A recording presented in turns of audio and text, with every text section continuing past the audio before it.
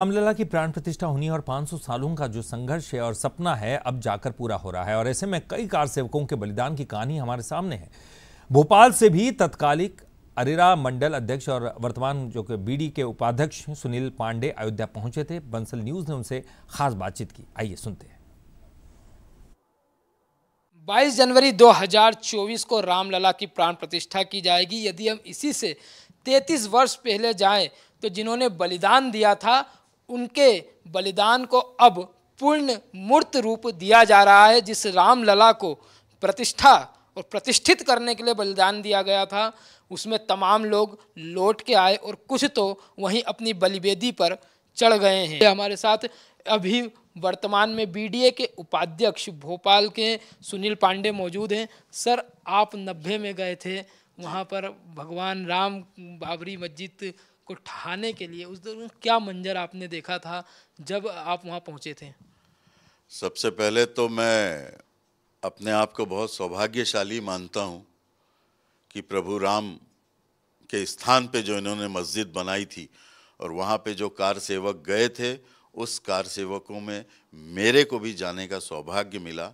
सन 90 की बात है। मैं भारतीय जनता पार्टी का उस समय मंडल का अध्यक्ष था, अरेरा मंडल का, और चूँकि संघ की पृष्ठभूमि है, संघ का स्वयं सेवक था, विश्व हिंदू परिषद से भी जुड़ा हुआ था, तो हम लोगों को कहा गया कि भोपाल से ही नहीं पूरे देश भर से कार सेवक गए थे, तो हमें ये कहा गया कि जत्थे जो बांटे गए थे तो हमारे नेतृत्व में, मेरे नेतृत्व में 35 से 40 लोग थे, तो उन लोगों को ये कहा गया कि आपको सागर के रास्ते झांसी जाना है और झांसी में गिरफ्तारी देनी है। राजमाता साहब थी उस समय, उनके नेतृत्व में। हमने कहा ठीक है, हम लोग तैयार हुए। मेरे साथ में हमारे आज अशोक पांडे नहीं हैं, श्याम नारायण सिंह, मुकेश शर्मा और राम कुमार श्रीवास्तव और ज्ञान शंकर तिवारी, विनोद सूरी, ये सब 35-40 लोगों की टीम मेरे साथ गई थी। प्रभु राम की कृपा से मैं तो अपने आप को धन्यवाद कहूँगा, सौभाग्यशाली समझूंगा कि हमने 15-20 दिन की यात्रा करके हम किसी तरीके से अयोध्या पहुँचे। और अयोध्या पहुँचे उसके दूसरे दिन वहाँ पे कार सेवकों का कार्यक्रम शुरू होना था। वहाँ पे उसी दिन गोली चालन हुआ, हमारे सामने की घटना है और हमसे थोड़ी दूर पे ही, मतलब बेचारा कोठारी बंधु भी उसी गोली के, मुलायम सिंह की गोली के शहीद हुए और भी कई कार सेवक शहीद हुए वहाँ।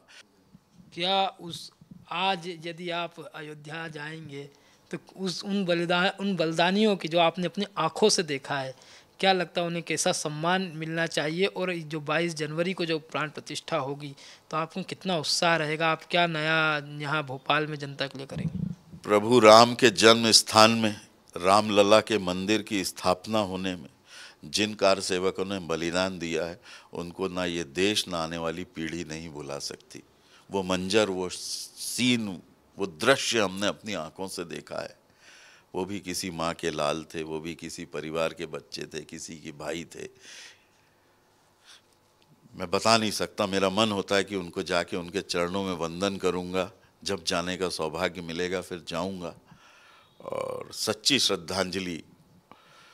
श्रद्धांजलि तो सही मानिए, हमारे प्रधानमंत्री जी ने इस रामलला के मंदिर को विराजमान करके दे दी।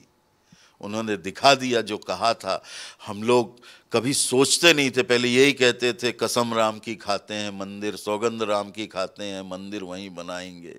कांग्रेसी कहते थे कि तारीख नहीं बताएंगे, लेकिन वाह नरेंद्र मोदी जी, उनके आशीर्वाद से, उनकी कृपा से, उनकी मेहनत से, उनके दृढ़ संकल्प से आज वो तारीख भी आ गई और 22 तारीख को भव्य राम मंदिर की स्थापना हो रही है और इस देश में पुनः राम राज्य की स्थापना हो रही है। ये देख के अच्छा लगता है कि हमारा जीवन धन्य हो गया और कार सेवक के रूप में मैं भी उसमें कार सेवक था। ये देख के बहुत गर्व होता है मुझे। बंसल न्यूज़ के लिए मेरे साथी पुरुषोत्तम मिश्रा के साथ दीपक द्विवेदी, भोपाल।